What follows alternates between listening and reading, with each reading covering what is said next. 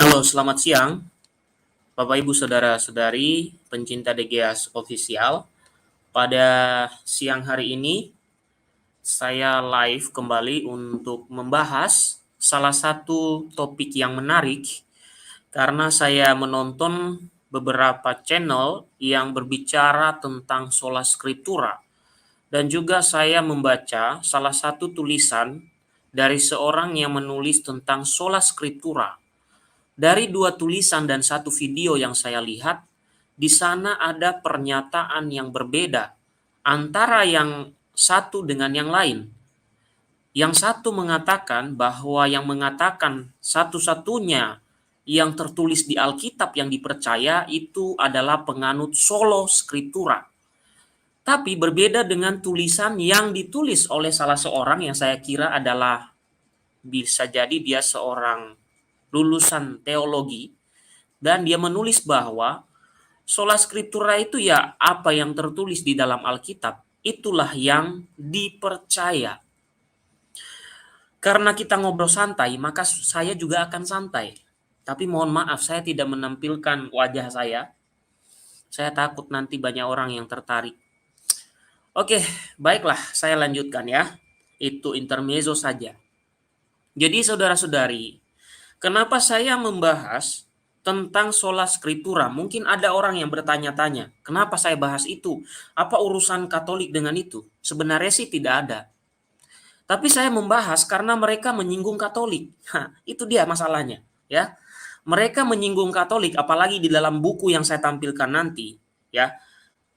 Ternyata, ya, selama ini mereka memahami kita itu menggunakan Alkitab dan tradisi suci para rasul itu disalahpahami, ya.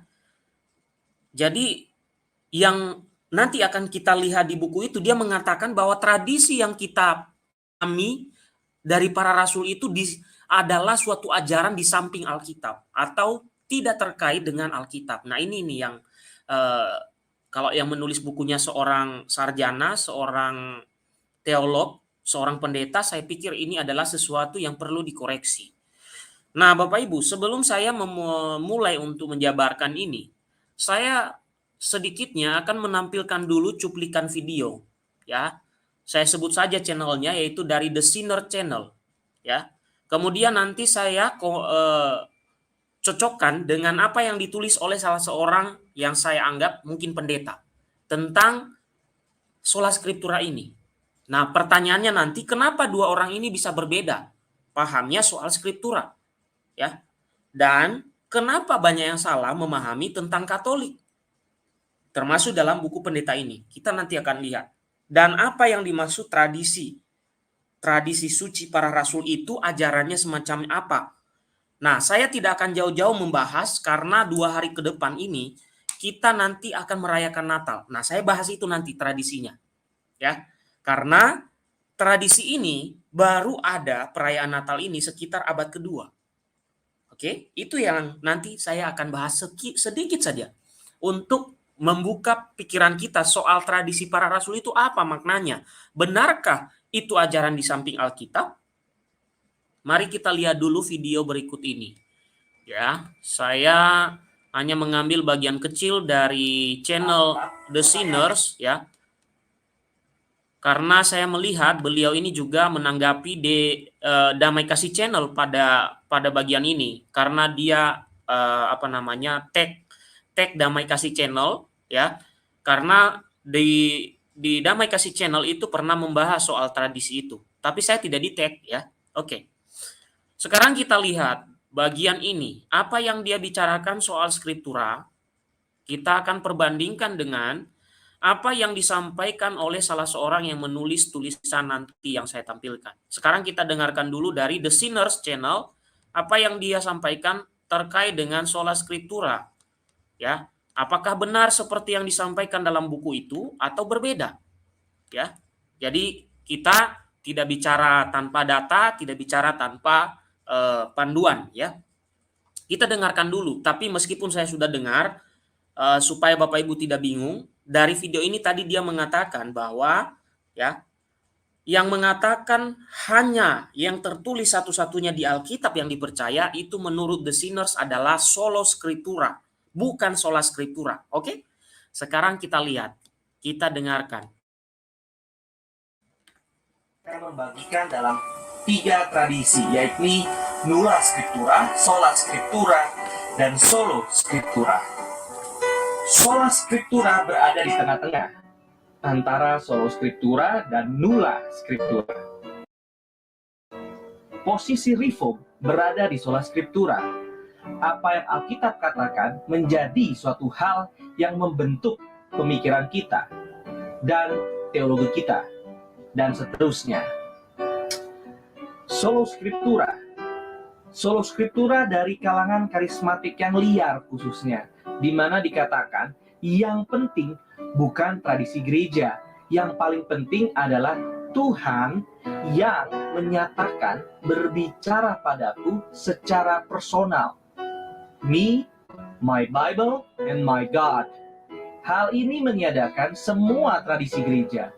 Jadi banyak orang-orang juga tidak tahu bahwa yang meniadakan tradisi itu bukan sola scriptura, tapi solo scriptura.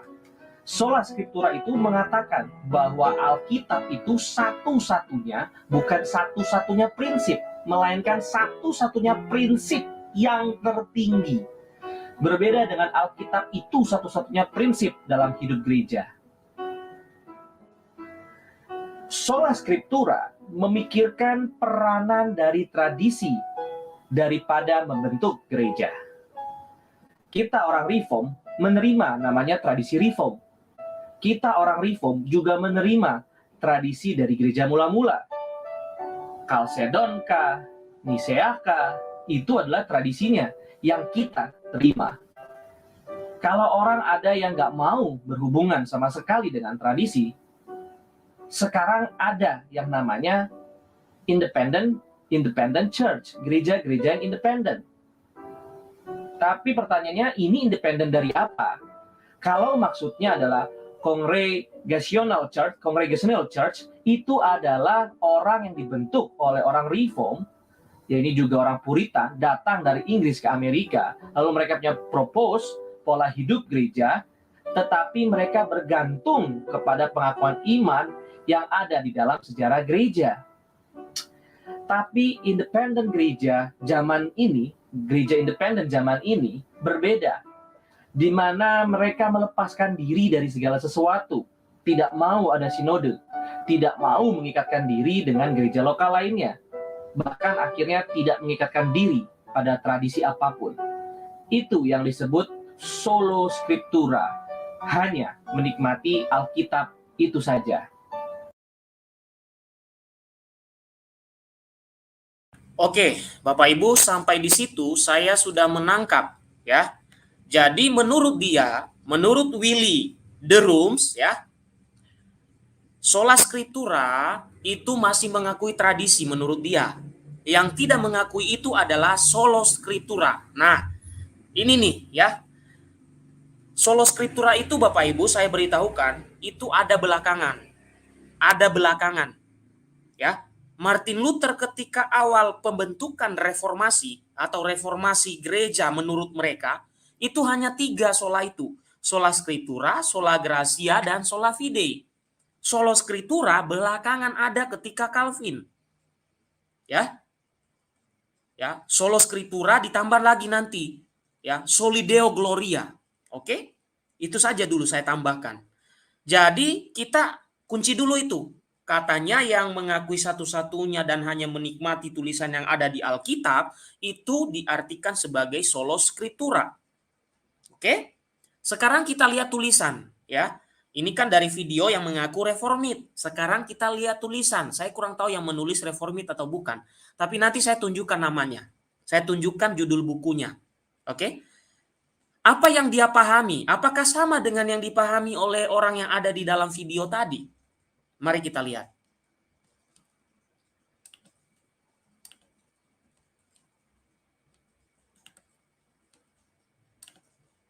Mari kita lihat tulisan Yohanes Hartopo, ya.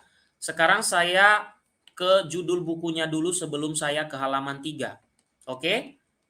Ini adalah buku yang saya pakai untuk mengecek apakah yang disampaikan oleh Willy de Rooms itu dipahami oleh semua Protestan sama atau beda? Judul bukunya adalah Doktrin Sola Scriptura, Yohanes Andri Hartopo. Oke? Ini bukunya. Jadi supaya saya tidak dikatakan mengambil sumber yang tidak ada dasarnya. Oke? Sekarang kita lihat. Saya menuju kepada halaman ketiga. Ya, halaman ketiga. Halaman ketiganya adalah bercerita soal ini. Mari kita lihat. Ini masih pengantar-pengantar, oke. Halaman ketiga. Oke, halaman ketiga itu berbicara dengan judul Doktrin Sola Scriptura. Mari kita lihat, apakah Willy de Rooms itu sama dengan yang diajarkan oleh salah seorang pendeta dalam buku ini atau berbeda? Kalau berbeda, berarti Willy de Rooms harus belajar dari pendeta ini supaya tidak membuat pemahaman yang baru. Kan kasihan orang yang belajar, ya kan? Ah, itu masalahnya. Nah, sekarang saya bacakan bagian ini dan bagian kesalahpahaman mereka tentang Katolik yang mengakui tradisi para rasul terdapat di dalam buku ini. Ya, Bapak Ibu bisa dibayangkan kalau buku ini dibaca 10 orang dari kelompok mereka, membentuk, mencuci otak mereka tentang pemahaman akan Katolik itu. Makanya saat ini saya sudah berjanji pada diriku, aku akan menjawab mereka, ya. Apalagi dari buku-buku yang mereka tulis banyak sekali miskomunikasi, ya, misinterpretasi tentang Katolik. Oke? Sekarang kita lihat dan coba kita sambungkan dengan yang disampaikan Willy de Rooms, ya, dari The Sinners Channel. Dikatakan di sini, Doktrin Sola Scriptura. Para reformator memiliki pendapat yang tegas bahwa wewenang gereja dan para pejabatnya, dalam kurung, para paus, dewan-dewan, dan teolog-teolog, berada di bawah Alkitab. Ini tidak berarti mereka tidak memiliki wewenang. Namun sebagaimana diungkapkan Alistair, ini mengutip orang ya, Alistair, wewenang tersebut berasal dari Alkitab dan berada di bawah Alkitab. Saya komentari dulu bagian ini Bapak Ibu. Apakah wewenang paus dan para uskup itu tercatat dan tertulis dalam Alkitab? Jelas. Jelas tertulis di dalam Alkitab. Di bagian mana? Sekarang saya tunjukkan dulu ya. Jadi supaya tidak terputus bagian ini, untuk menjawab orang ini ya yang menulis buku ini, saya tunjukkan dulu. Ya, saya tunjukkan dulu. Di sini penulis buku ya berpandangan bahwa wewenang paus dan uskup itu dan teolog-teolog Katolik itu di atas Alkitab. Di atas Alkitab. Itu pemahamannya Bapak Ibu. Sehingga dia mengatakan harusnya di bawah Alkitab. Nah, sekarang apakah wewenang paus, uskup dan gereja diatur dalam Alkitab? Itu pertanyaannya. Mari kita melihat mana yang lebih alkitabiah. Sekarang saya tunjukkan, wewenang para paus itu ada di bagian ini. Sebentar Bapak Ibu, saya tampilkan. Di bagian ya yang selalu saya sampaikan Bapak Ibu setiap saya live, bahwa Matius 16 ayat 18 sampai 19, di sanalah ada wewenang itu. Sekarang kita lihat, saya stop dulu bagian ini. Karena ini sampai titik, saya stop dulu bagian yang tadi ya, buku ya. Nanti kita kembali lagi. Sekarang kita lihat bagian ini dulu. Tadi dia mengatakan seharusnya wewenang para uskup, ya, para paus itu ada di bawah Alkitab. Begini penulis buku yang saya kutip, ya. Tadi sudah ada nama Anda, saya tidak sebut lagi. Silakan nanti yang punya kontak memberitahukan kepada beliau bahwa sudah saya tanggapi buku ini. Saudaraku yang menulis buku, ya, dari awal pernyataan Anda saja itu sudah miskomunikasi Anda dengan ajaran Katolik. Sudah kelihatan kesesatan nalar Anda. Karena Anda menganggap seolah-olah otoritas paus itu ada di atas Alkitab. Sehingga Anda mengatakan harusnya di bawah. Tapi ternyata saudaraku, di dalam Alkitab justru tercatat yang disebut sebagai magisterium gereja, kuasa mengajar gereja. Dan ini nanti juga berdampak dalam sejarah. Kenapa? Dalam sejarah, gereja perdana, terutama para uskup di situ, dapat menentukan ini muncul aliran sesat, dapat menentukan dan menyatakan itu sesat. Dapat menentukan itu salah. Kenapa? Karena mereka diberi wewenang oleh Tuhan. Wewenangnya di mana? Apakah di atas Alkitab? Tidak. Justru yang benar itu di dalam Alkitab ada. Bukan di bawah, tapi di dalam Alkitab tercatat wewenang itu. Di mana? Mari kita baca pelan-pelan. Dan aku pun berkata kepadamu, engkau adalah Petrus, dan di atas batu karang ini aku akan mendirikan gerejaku, dan alam maut tidak akan menguasainya. Oke? Tuhan Yesus mendirikan gereja di atas Rasul Petrus. Setelah dia mendirikan, apa yang dia berikan? Tugas otoritas. Apa tugas otoritasnya? Tugas otoritasnya adalah pada ayat 19. Apa itu? Mari kita lihat. Kepadamu, ya, kepadamu akan kuberikan kunci kerajaan surga. Apa yang kau ikat di dunia ini akan terikat di surga. Apa yang kau lepas di dunia ini akan terlepas di surga. Mungkin bagi kawan-kawan yang pahamnya sola scriptura buta, ini seringkali mengabaikan perikop kitab suci ini. Ini penting sekali menurut saya. Kenapa? Perhatikan bagaimana Yesus memberi tugas setelah mendirikan gereja. Memberi tugas, otoritas. Kepadamu kuberikan kunci kerajaan surga. Jangan artikan kunci di situ dalam arti harfiah. Kunci di situ adalah penjelasannya di depan itu. Berkuasa mengikat dan melepas. Ya, otoritas. Dalam tafsir Gereja Katolik, kunci yang dimaksud di situ adalah otoritas pengajaran.